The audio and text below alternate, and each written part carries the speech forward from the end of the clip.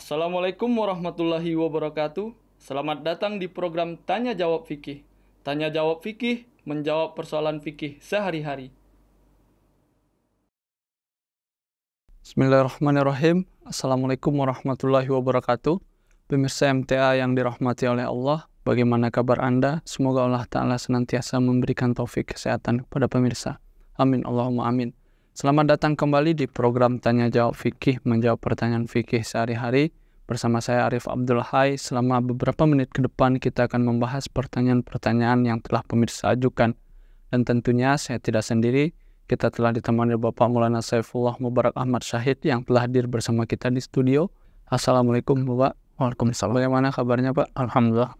Ya Pak, dalam kesempatan kali ini ada beberapa pertanyaan yang cukup bervariasi Pak. Ada tentang waris dan juga gibah begitu Pak. Untuk lebih jelasnya kita masuk pertanyaan pertama ya Pak. Ya, ini pertanyaannya cukup panjang Pak. Mungkin bisa didengarkan. Apabila orang tua bercerai dan memiliki rumah bersama, dan sebelum bercerai sang ayah berwasiat bahwa rumah tersebut milik istrinya. Kemudian sang ayah meninggal, ini mungkin setelah perceraian. Lalu bagaimanakah status rumah tersebut? Apakah sang anak memiliki waris atau warisan dari rumah tersebut, atau anak berhak mewarisi rumah tersebut Pak? Ya, bismillahirrahmanirrahim. Jazakallah khairan jazak.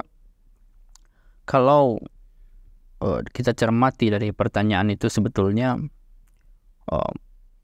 jawabannya bisa tergantung atau ada di dalam pertanyaan itu sendiri. Ilustrasinya kan tadi, kalau seseorang, ya, suami istri, kemudian ketika masih di dalam pernikahan, dia, kalau di situ kan bahasanya mewasiatkan.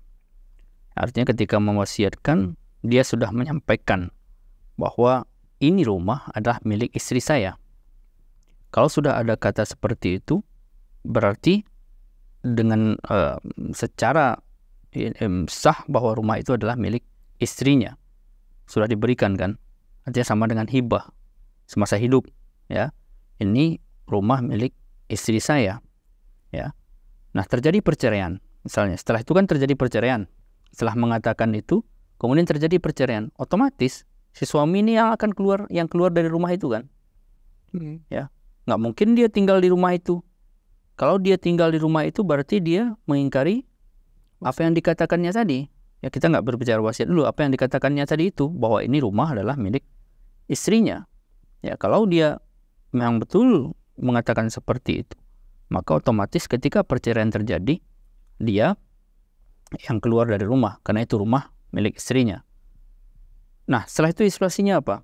Ilustrasinya dia meninggal. Setelah mengatakan itu, kemudian dia bercerai. Setelah bercerai dia meninggal. Ya, setelah bercerai kan dia tidak punya harta apa-apa yang ditinggalkan.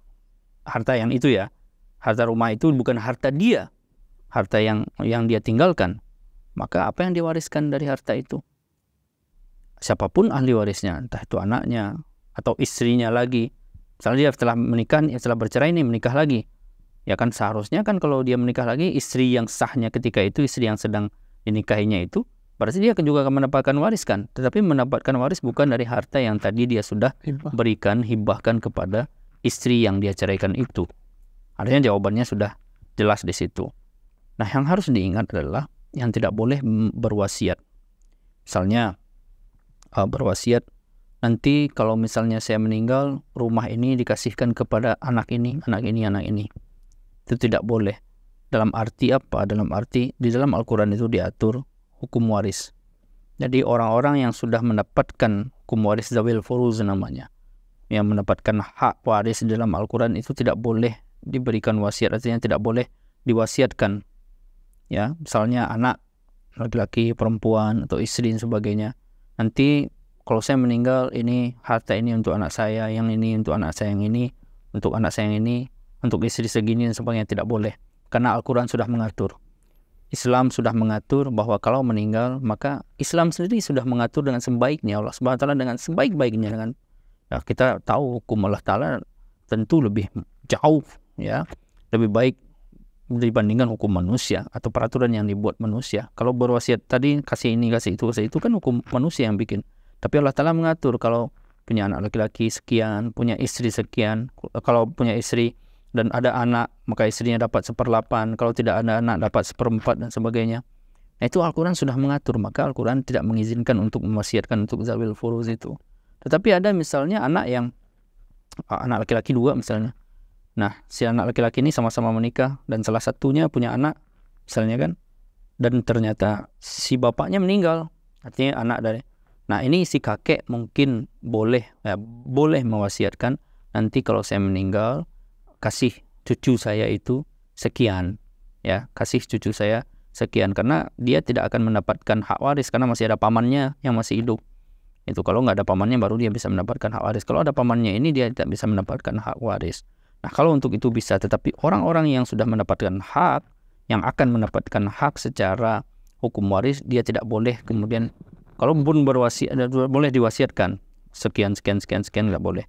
Kalau sudah diwasiatkan, ya wasiatnya bisa gugur demi hukum, ya, demi hukum waris, ya, demi hukum waris Islam gugur. Makanya harus dibedakan mana yang wasiat, mana yang hibah.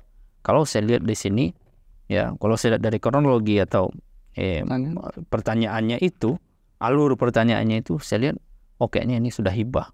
Makanya ketika masih hidup, ya, selesaikan, jangan meninggalkan masalah. Kalau ini seperti meninggalkan masalah, ya, jangan meninggalkan masalah dengan hati kalau misalnya, ini rumah untuk istri saya, buat suratnya. Kalau perlu bikin surat-surat, ya, diurus surat-suratnya bahwa rumah ini, pernyataan lah, minimal pernyataan secara, ya, kekeluargaan, ada saksi dan sebagainya, rumah ini adalah milik istri. Karena kalau terjadi perceraian itu bisa jadi percekcokan itu. Nanti dia ingkari kan, siapa bilang saya udah pernah mengatakan itu, nggak ada bukti. Ya, makanya si istri kalau yang pintar tuh tulis, walaupun kita tidak mengharapkan meninggal, tidak harap mencerai, tetapi ya segala sesuatu bisa terjadi. Makanya Islam dalam berutang pun, Islam kan walaupun sama saudara sendiri, anak sendiri, kalau memang hutang itu harus ditulis, ada tertulisnya.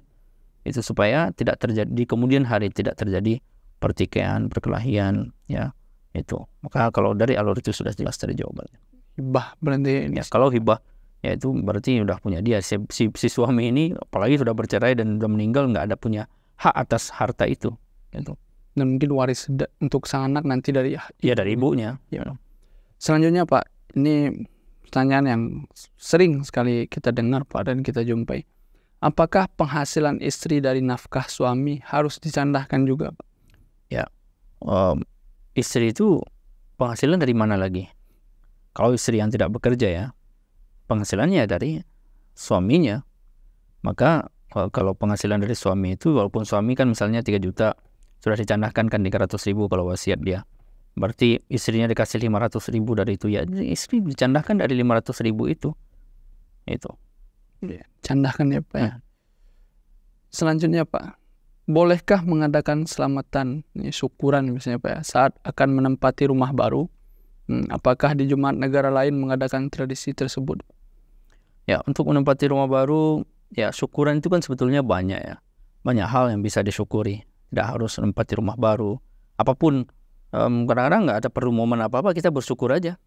Ya kan, mengundang orang makan dan sebagainya, kita mau bersyukur kepada Allah Subhanahu wa Ta'ala karena sudah diberi rezeki dan sebagainya, itu sah-sah saja. Berarti halnya sholat, mau kapanpun sholat bisa. Ya, kecuali ada hal-hal yang kemudian bertentangan dengan ajaran Islam, yaitu baru. Ya, kalau rumah kan boleh aja kita bersyukur untuk mendapatkan rumah baru, bentuk rasa syukur kita kepada Allah Subhanahu wa Ta'ala. Kemudian kita adakan acara doa bersama, ya, memasuki rumah doa bersama, mengasihi orang makan, sebagai bentuk rasa syukur, tidak masalah. Kalau di negara lain saya nggak tahu, ya, saya belum pernah lihat sih, ya. Mungkin ada tapi saya kurang tahu. Kalau di jemaat-jemaat lain kurang tahu. Tetapi menurut saya tidak ada masalahnya untuk syukuran untuk memasuki rumah baru, ya. Ada membuat rumah baru, udah ada rumah baru dan sebagainya, itu menurut saya tidak masalah, karena kapanpun manusia boleh bersyukur, apapun momennya silahkan untuk disyukuri. Adakah sesuatu yang harus dilakukan seperti mungkin pembacaan surah Quran atau apa di dalam itu Pak, yang diatur oleh jemaat atau nizam Pak? Nah, sebetulnya nggak ada, tidak ada aturan nizam apa segala macam. Ya, di fikih kita juga tidak ada peraturan jelas harus baca Quran, harus itu dan sebagainya. Baca Al-Quran itu kan untuk meraih keberkatan Allah Subhanahu wa Ta'ala, itu kan firman-firman Allah Ta'ala. Jadi kalau ada pun acara di situ protokoler dan sebagainya, ya tidak ada masalah. Yang sensitif itu kan ketika ada meninggal, ada apa dan sebagainya, itu yang kemudian sensitif. Tapi kalau untuk syukuran silahkan saja, tidak ada masalah. Mau di sana dibacakan ayat Al-Quran, mau di sana mau berdoa dan sebagainya, tidak ada masalah. Ke pertanyaan selanjutnya Pak, apabila ada seseorang yang berbuat zolim dan menfitnah orang lain, lalu kita membicarakan perbuatan orang tersebut, artinya membicarakan perbuatan jelek orang tersebut, apakah ini termasuk dalam ghibah Pak? Innamal a'malu binniyat. Segala amal perbuatan itu kan tergantung pada niatnya.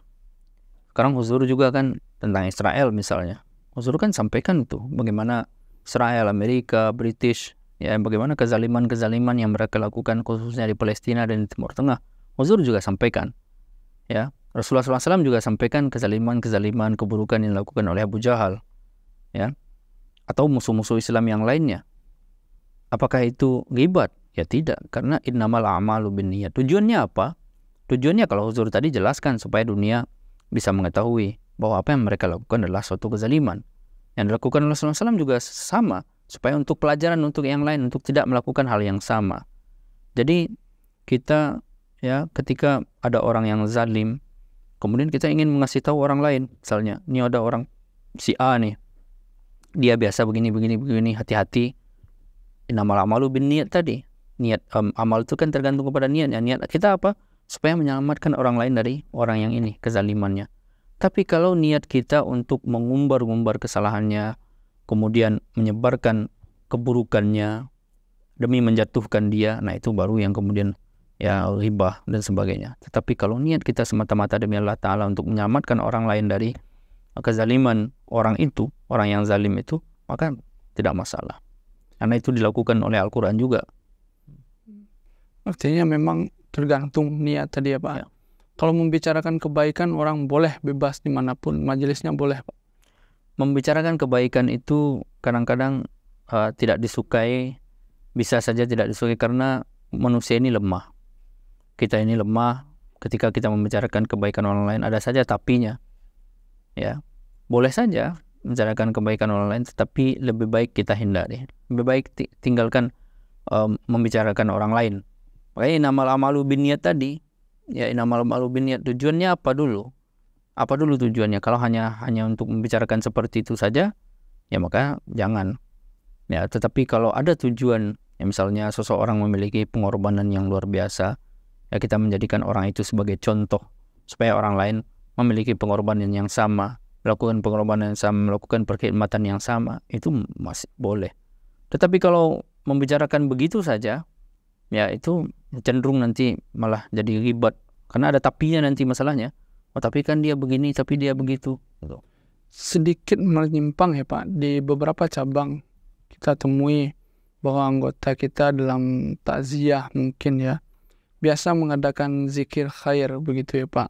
Apakah itu dari keluarga ataupun dari saudara, karib kerabat begitu, biasanya mereka melakukan zikir khair jenazah atau almarhum yang sudah meninggal atau almarhumah yang sudah meninggal. Apakah di jemaat ini diatur ada nizamnya atau bagaimana Pak? Untuk takziah tidak ada ya seperti itu. Artinya yang dilembagakan atau yang diformalkan, ada protokoler khusus, ya itu tidak boleh takziah seperti itu. Ada protokoler khusus itu tidak boleh, karena nanti kita terjebak, ya malah jadi buka pintu bid'ah, ya kan? Itu tidak boleh. Tetapi kalau di dalam, kan takziah itu yang harus dipahami apa sih? Takziah itu kan berbelasungkawa.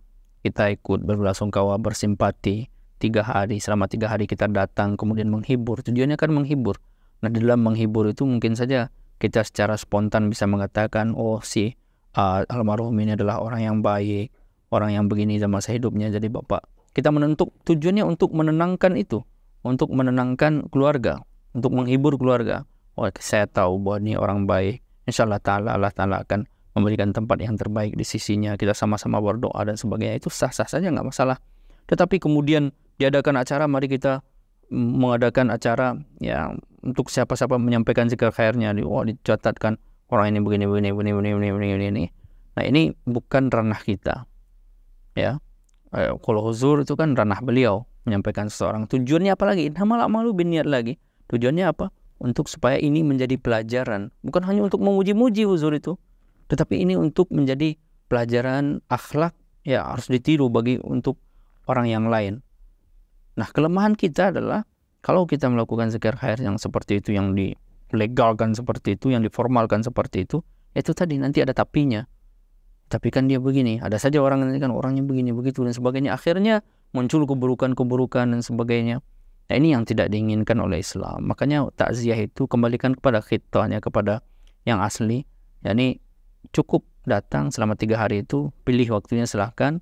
Kalau barang nggak apa-apa, tetapi jangan kemudian wah ada ini khusus ya, acara khusus yang kemudian di situ ada protokolernya dan sebagainya. Tidak, mengalir saja, menghibur. Kalau di situ nanti ya seperti yang saya sampaikan tadi, untuk menghibur keluarganya, kita sampaikan, kita betul-betul tahu, kesaksian hati kita melihat, mata kepala kita melihat bahwa orang ini semasa hidupnya baik, dan insyaallah Allah Ta'ala rahmati, akan Allah Ta'ala kasihani dan sebagainya.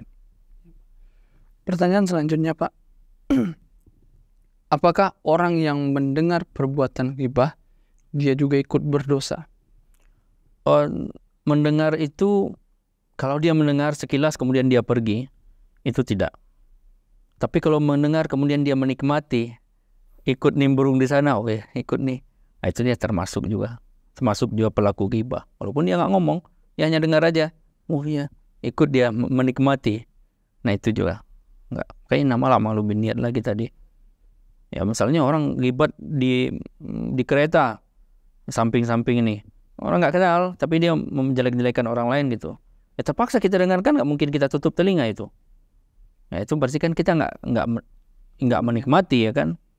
Tapi kalau ada orang yang kita kenal, 2 orang dia duduk itu, ya kemudian kita mendengar, mau kita nikmati, nah itu kita ikut serta dalam itu. Dan berdosa. Ya dosa ghibah. Ya. Ini pertanyaan kita yang terakhir, Pak. Alhamdulillah, semoga ini bisa menjadi ilmu bagi kita semua, Pak. Jazakumullah, Pak. Pemirsa, demikianlah pembahasan kita berkenaan dengan pertanyaan-pertanyaan fikih yang telah pemirsa ajukan. Semoga ini bisa memberi ilmu baru kepada kita semua dan kita dapat mengamalkannya. Jangan lupa untuk tetap menyaksikan program Tanya Jawab Fikih pada kesempatan-kesempatan berikutnya, dan jangan lupa pula untuk menyimak khutbah Uzur Hazrat Khalifatul Masih Al-Khamis hanya di MTA tentunya. Jika pemirsa memiliki pertanyaan, saran, masukan ataupun komentar, kirimkan saja ke alamat email yang tertera di bawah ini dan ke kontak WA yang tertera di layar dengan menyertakan tagar Tanya Jawab Fikih. Saya Arif Abdul Hai bersama kerabatku yang bertugas mohon pamit undur diri. Wassalamualaikum warahmatullahi wabarakatuh.